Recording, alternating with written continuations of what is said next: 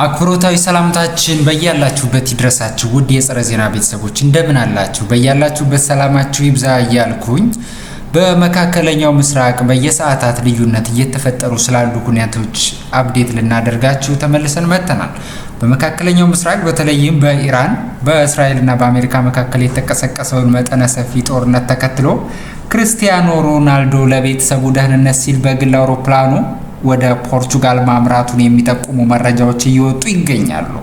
ምንም እንኳን ከክለቡ አልናስር በኩል የተሰጠ ይፋዊ መግለጫ ባይኖርም በሳውዲ የሚገኙ ታዋቂ ግለሰቦች ለደህንነታቸው ሲሉ አካባቢውን እየለቀቁ መሆኑ ተዘግቧል።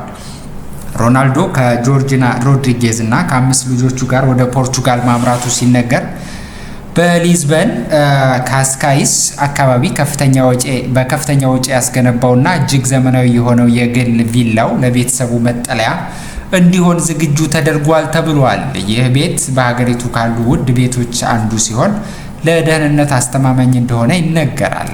በቀጠናው በታወጀው አስቸኳይ ጊዜ አዋጅ እና የአየር ክልል መዘጋት ምክንያት የሳውዲ ፕሮ ሊግ ጨዋታዎች መቋረጣቸው ይታወሳል።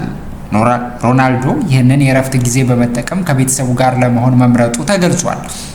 ሆኖም ኮከቡ በፖርቹጋል ሆኖ የግል ልምምዱን እያከናወነ እንደሚገኝ የቅርብ ምንጮች ይጠቁማሉ።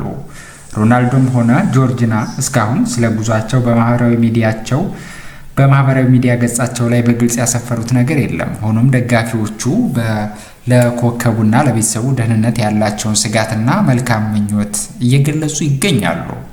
ክቡራትና ክቡራን፣ በመካከለኛው ምስራቅ ያለው የጸጥታ ሁኔታ እያሳሰበ መምጣቱን ተከትሎ የዓለም ኮከቡ ክርስቲያኖ ሮናልዶ ቤተሰቡን ይዞ ወደ ትውልድ ሀገሩ ፖርቹጋል በመመለሱ የብዙዎችን ትኩረት ስቧል።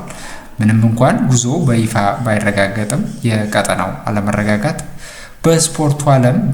በስፖርቱ ዓለምና በታዋቂ ተጫዋቾች ሕይወት ላይ የራሱን ጥላ ማሳረፉ አልቀረም።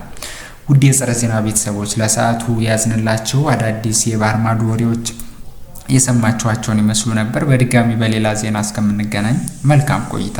እናመሰግናለን።